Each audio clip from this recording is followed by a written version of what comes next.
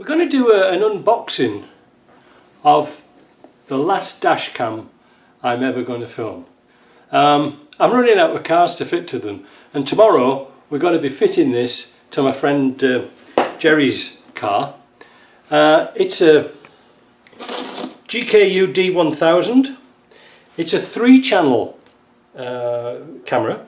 That means it's got a front and a back, but it also records inside apparently. So we're going to unbox it now, and tomorrow, hopefully, cross fingers, we'll be fitting it to his car. Now, the same company, I have the same one in my Yaris, which I took out and now I've put into my Ford, because I found it very intuitive and very easy to use. They also sent me a hardwire kit, because these things here run 24/7, but so even when you got your key out of your ignition, it should still work to record what's going on inside and outside if there's any movement. I think for now what we're going to do with Jerry's car, we're going to wire this up so it goes through his cigarette lighter, and then we'll use the hard wire kit in here. So let's have a look in the box. Angelos, what have we got? So we've got some mounting sticker things here. Now these are kind of interesting. I didn't really know what they were at first when I put my first dash cam in, but they go on your windscreen and it allows you, if you want to take it off again, to get it off kind of easy. Alright, so that's a good little thing. We've got a business card, and we've got kind of a comprehensive manual in German and German. Yeah, oh no, it says Italian as well, so no French, I'm afraid. Shouldn't be sold in Canada apparently, but anyway, we won't say anything about that.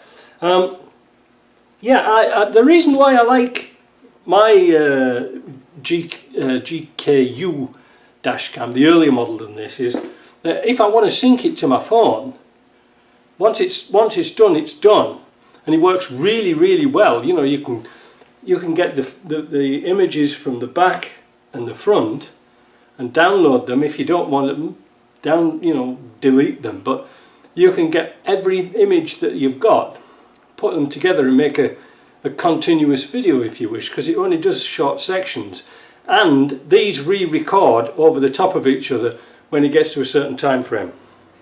Good, eh? So what have we got?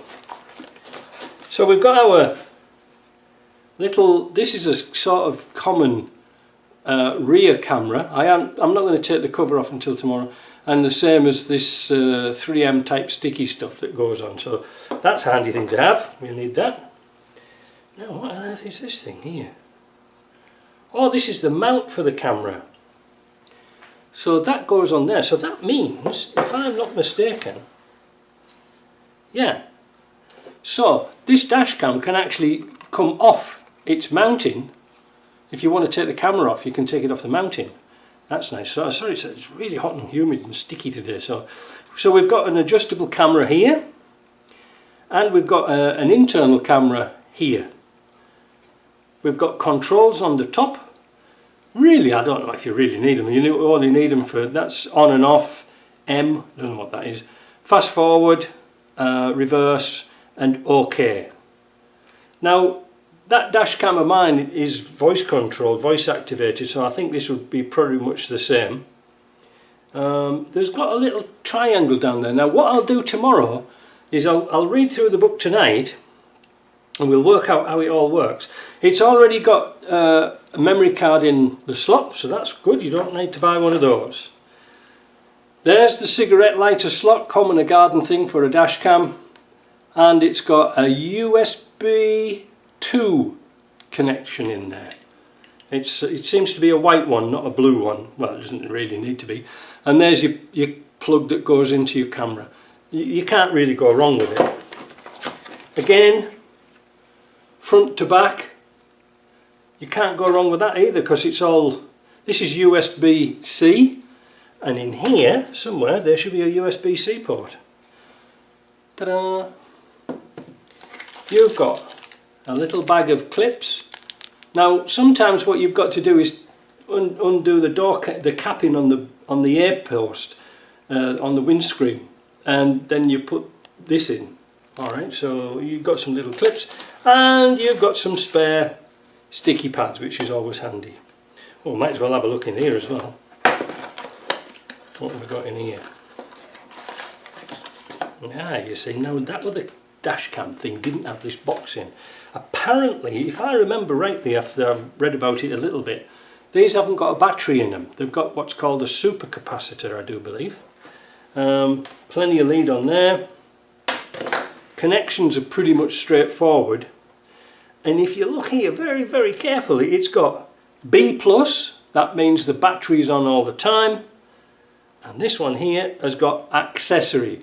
Now I wired mine up on the battery plus to the interior lights, because they're always on anyway, so as soon as you open the door you know there's power on, and that's it. And this one here I hooked into the fuse of the radio, so that switches on when you switch your ignition on, and of course naturally a ground.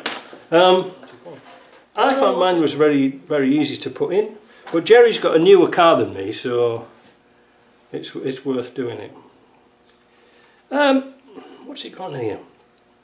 Now another nice thing about this as compared to other dash cams, this has got the GPS sensor built in and it's 5G, so that's pretty good. 4K Ultra HD, so you're going to get some good pictures off this, believe me. Come in here, Jerry, come in. This is my friend Jerry. We've just fitted this D1000 GKU dash cam to his Honda, and it was the simplest thing ever. What did it take? About half an hour? Yeah, half an hour. Yeah, it was.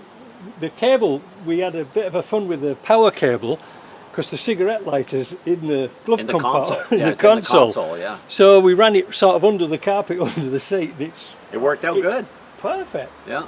We've got a front and a rear camera and an interior camera with it. But I think, and the setup was easy, the installation was easy, but the setup onto your phone was like child's play, wasn't it? Really, yeah. It found it straight away, no messing. Exactly, it was really easy, especially for somebody like myself. I'm not used to doing this sort of stuff. That's right. And it worked out really well. And I don't even think we read the book, so it must be good. Yeah, that's how easy it is. Oh no, I tell you what we read the book for the QR code for the scanner. That was all. Yeah. Nice pictures. I hope I've saved some pictures when we were in the car. But yeah, it's a really nice one. I think the GKU ones, I might just, if I get another one, it'll be that one. It'll be that one, not the beginning with the T.